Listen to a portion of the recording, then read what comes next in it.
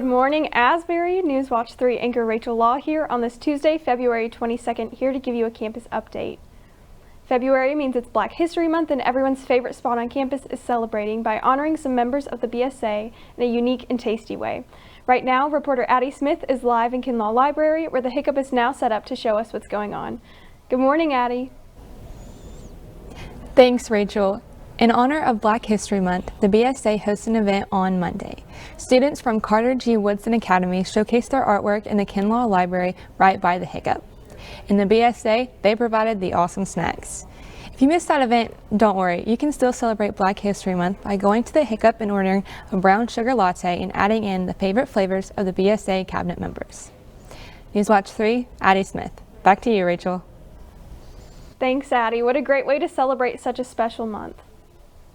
If you feel like you're smelling an abnormal amount of hairspray around the Loose Center, or you feel like everyone's Instagram pictures looked a little more vintage than usual this weekend, you are not alone. In our top story today, reporter Addie Smith tells us about how this past Saturday, the Student Activities Cabinet hosted an 80s themed dance, and it was a success among the students.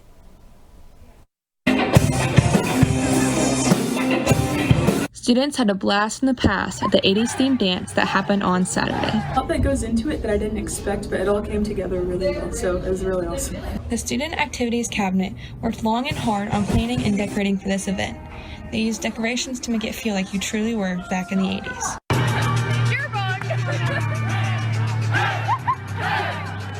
The dance is great. I actually really enjoyed it.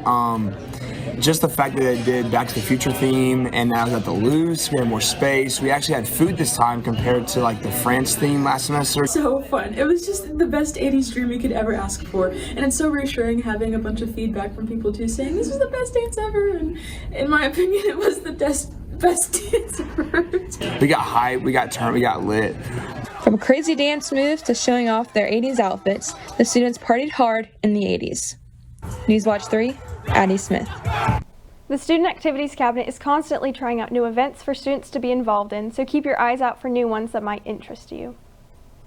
Just as we think things are going back to normal as case numbers fall, a new COVID variant has appeared yet again. New COVID-19 cases, hospitalizations, and deaths continue to fall. But the stealth Omicron subvariant is spreading. BA2 appears to be about 30% to 50% more contagious than Omicron, and it's been detected in 74 countries and 47 U.S. states. Japanese researchers say the subvariant needs to be more closely monitored. Based on lab experiments yet to be peer-reviewed, they said it spreads faster and might cause more severe disease than Omicron. But severity in the real world is a different story. BA2 has gained a foothold. In South Africa and the UK, hospitalizations continue to decline. But in Denmark, where it's also the leading cause of infections, the World Health Organization says hospitalizations and deaths are rising. The good news, we have the tools to fight the spread. As the new COVID-19 variant has appeared globally, Canada has faced turmoil with protesters against COVID-19 restrictions for several weeks now. Police in Canada arrested several protesters near the country's capital city Thursday. Freedom Convoy protesters began gathering and camping out in the city's downtown core outside Parliament 4 weeks ago. They were a part of a larger protest against COVID-19 restrictions that has also seen truckers block several border crossings to the U.S. Police handed out leaflets warning protesters they would be arrested if they didn't leave. Then they put several people in handcuffs.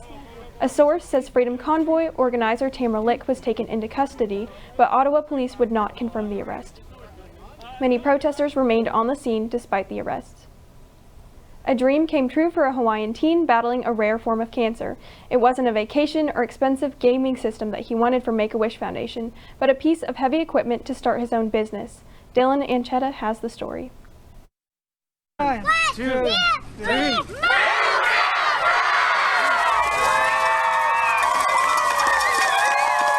That was the moment 19-year-old Tayo's wish came true. I can't even describe how it feels. It's like one of the greatest moments in my life, definitely. Tayo's family, friends, and wish sponsors came out to Kualoa Ranch for his long-awaited wish day. This one was unique as he was given a hydraulic dump trailer. He's a young entrepreneur with a goal of launching his own hauling and heavy equipment rental company. He's already in the process of applying for an LLC. Well, we do hope, first of all, he gets well and that he establishes a very successful business, given this as a starter kit for the future. For about 2 years now, Tayo has been battling embryonal rhabdomyosarcoma, a cancer that attacks skeletal muscle tissue. He's undergone rounds of treatment and has kept a positive attitude every step of the way. Those little things that usually irk us in the day don't really matter, because after I got sick, I realized we should just be grateful that we're healthy and able to come back home to our families without inconvenience of, doing treatment and going to the hospital. Now, those who know Tayo say he's an old soul with endless optimism. Wish granters also say he's inquisitive about the world around him and that they'll continue to work with him as he fosters his business ideas. This is the best of humanity, in my opinion. This is the best of all of us putting our own days aside, like our own troubles, and coming out to encourage and love on a hurting family and a hurting child. I think it was definitely more of a strong mindset and like hope in God that pushed me through. Tayo says one day he hopes through his company he will be able to help pay it forward to other children and the people who have helped him along his journey. After an up and down weather week here for Wilmore, Lucy is here to give us our forecast for the next few days leading into the weekend. Thank you, Rachel, and good morning, Asbury. So I am here in the Kinlaw Library, and if you can see behind me, it is going to be a pretty dreary day today, and it's looking like it's going to be a pretty dreary, rainy, and even a little bit possibly snowy week coming ahead of us. But I'm in the Kinlaw Library right now because one of our reporters, Addie Smith, just told us a little bit about what the BSA is doing upstairs in the Hiccup. They've got a bunch of different sponsored hot or cold drinks, but after this weather forecast, I'm thinking that you're probably going to need something to warm you up. So if you need something to warm you up a little bit later in the week, definitely go check out some of those delicious drinks from upstairs, and I'd say that'll make your week. But what we've got coming for us this week is a lot of rain, so make sure to have your umbrellas handy for the remainder of the week. So right now what it's looking like, we've got showers and thunderstorms all throughout the day. We may see a little bit of lightning and thunder throughout the day, but it's not miserably cold right now. It's about in the mid 60s, so not terrible. What we're going to see tonight is consistent with those showers. The thunderstorms are going to die out a little bit, but we're still going to be seeing a lot of rain and a drop in temperatures just a little bit, not too much of a change down to about 60 degrees. What we're going to see on Wednesday is, yeah, shocker, I know, some more showers, so definitely be keeping that umbrella handy as we said. So it's going to be a rainy Wednesday with a drop in temperatures down.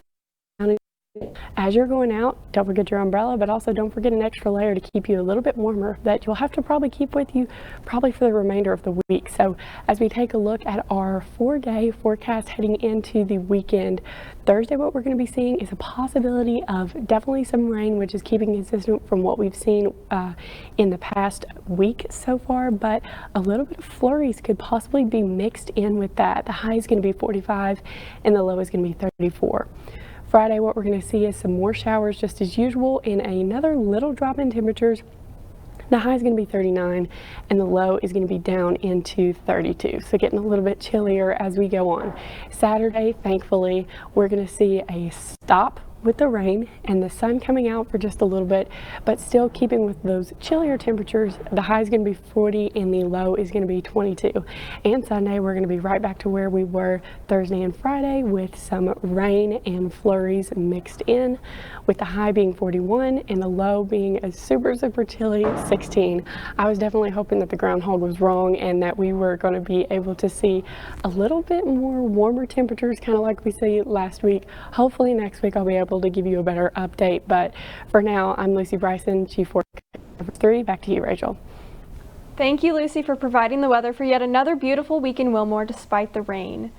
The Carnival celebrations are back in the Crescent City. Mardi Gras revelers took to the streets over the weekend in New Orleans for the first time since 2020, after the pandemic put a damper on public celebrations last year. Plus, as one person takes flight, another found herself grounded at the gate. Mary Maloney has all that and more in today's Take a Look at This.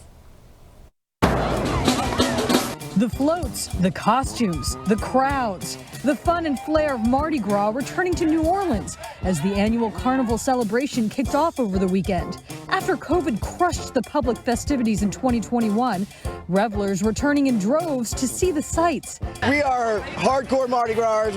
And snag some beads. Tomorrow I'm gonna get even more. Signs life in the Big Easy is finally returning to normal. There's no place like this city, New Orleans. Another cause for celebration, a teenager surpassing expectations. He's think you're so exceptional. Well, let's see. 17-year-old Samantha Kaiser is on course to graduate from North Carolina State University this May, one of the youngest to do so in the school's history, overcoming obstacles along the way. I lived in a hotel for a month off of ramen noodles. To achieve her dreams of success. You can conquer the world just as long as you have the imagination to go after it. While one person takes flight, another finding herself grounded. We need you to go to the terminal. After being barred from boarding a flight due to alleged intoxication, I can see it for hours and it's not even gonna treat me. Chelsea Alston allegedly fled the scene, according to newly released body cam footage. Oh man, that thing kind of goes fast. On a motorized suitcase. I have a bike pursuing a suitcase. The officer says Alston spit at him, the confrontation ultimately resulting in her arrest. Her attorney declined to comment. She's pleaded not guilty to all charges. For Take a Look at This, I'm Mary Maloney. We thank you for tuning in today and trusting us to give you your weekly campus news. We hope you have a good rest of your week and remember to join us again next time. I'm Rachel Law with Newswatch 3, news by the students for the students. Have a great day, Asbury.